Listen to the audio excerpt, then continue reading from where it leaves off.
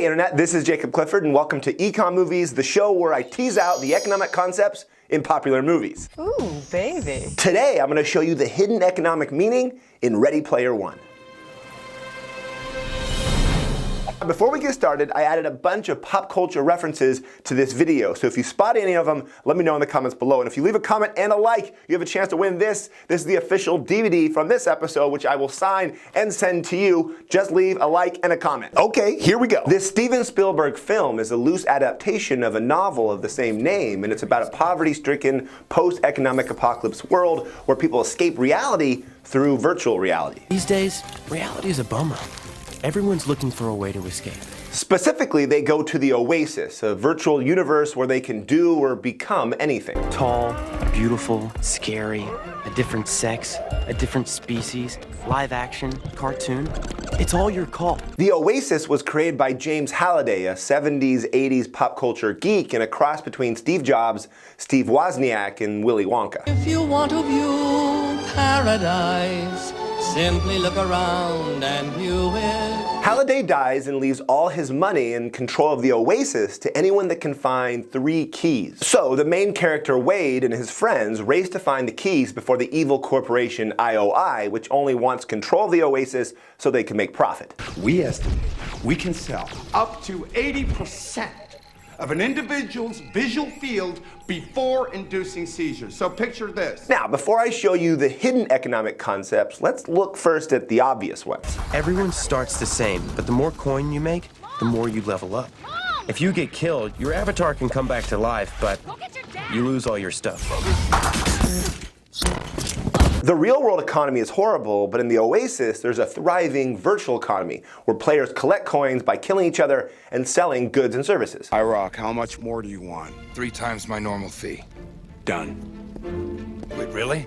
I should have asked for 5. Is 4 still on the table? And these coins are not just used to buy weapons and gear in the game. This scene shows that this virtual money can also be used to buy things in the real world. Everyone knows that the Internal Revenue Service expects you to pay income taxes on your wages, but the IRS doesn't stop there. I mean, you're supposed to report the value of everything you earn and get in a year. That means money you earn for babysitting or cutting the grass, or the value of anything that you win in a contest or in a lottery, and the value of anything that you trade or barter. The point is, if there's income being made, then the government's gonna want their cut, which creates a lot of questions regarding income generated in virtual economies. In 2013, the US Government Accountability Office published a document classifying virtual economies into 3 groups: closed flow, hybrid, and open flow. In a closed flow economy, the virtual currency can only be used in the game and can't be purchased or cashed out for real money. And in that case, you have no tax liability. A hybrid economy is when you can buy or earn virtual currency and assets in the game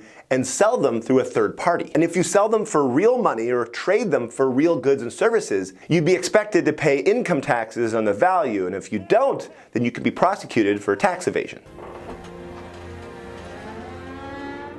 And an open flow virtual economy is when the virtual currency can be bought or earned and easily used to purchase real goods and services in the real world. For example, if you mine cryptocurrencies or just accept them as payments, you have to report that as income to the IRS. It doesn't matter if you ever convert your Bitcoin into real dollars.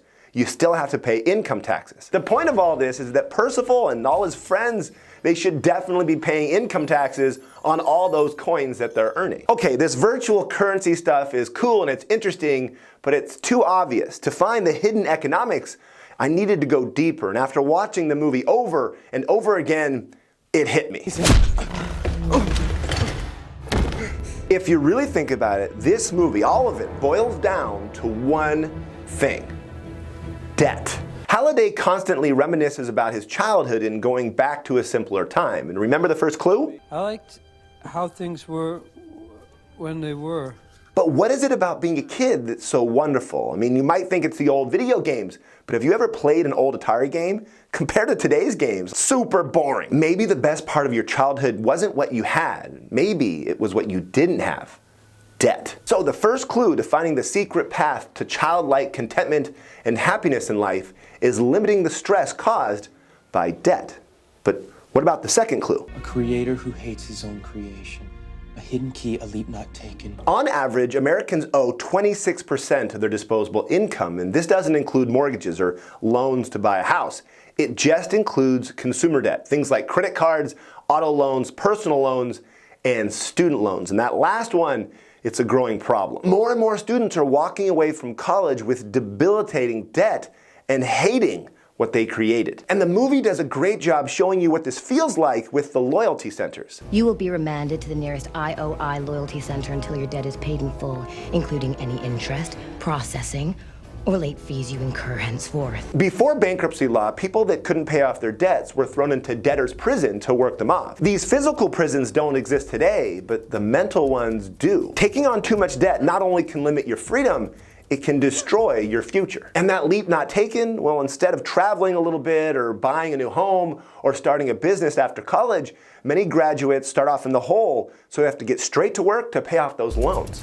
Hey, newbie, get to work. And again, I'm not just talking about student debt. After all, many Americans seek to keep up with the Joneses and create the impression that they're rich, but they end up hating their creation, their car payments, and their credit card bills. My dad died in a loyalty center. He borrowed gear. He built up debt. He moved in with a promise of working it out, but he never did. And that's the biggest thing about consumer debt. You create it yourself. No one creates it for you. You put on those chains when you sign that paperwork. And that brings me to the third clue. If you know the answer ultimate, divide it by the number magic. And what you need, want, and desire will be found in the fortress tragic. Okay, the answer ultimate is 42, and it's from The Hitchhiker's Guide to the Galaxy, and the number magic is 3, which is from Schoolhouse Rock. So the answer to the third clue is the number 14. Okay, so what was Steven Spielberg's 14th movie? Well, it was the 80s classic Goonies. And who was the villain? The bad guy in that movie? Was it the Fratellis? No. Think about it. It was debt. We had our hands on the future. We blew it to save our own lives. Sorry. That's all right. You and Brand are home safe with your mom and me. That makes us the richest people in Astoria. You're looking at the richest people in Astoria. Now sign it. And in both movies, there's a scene where the protagonists realize they shouldn't sign the paperwork. They don't want to sign away their future. No pen? No pen? No what? No right? No firmen! Mira nomás! No pen? No sign! No sign! No sign! I won't make the same mistake you did. So is this number 14 and Goonies and signing the contract all coincidence? Well, probably, definitely, but it helps me make my point. So many people, including politicians, assume that debt will get them what they want in life, but in reality, it's not taking on unnecessary debt. It's not signing away your future that will give you what you really want, which is peace of mind and financial security. And that is the most important economic Easter egg that you'll ever find. Hey, thank you so much for watching this episode of EconMovies. Let me know what you think in the comments below, and let me know what movie you want me to do next. Keep in mind, if you leave a like and a comment, you have a chance to win this autograph signed by me with a picture of me. Also, take a look at my economics of video games and my other econ movies. Thanks for watching. Till next time.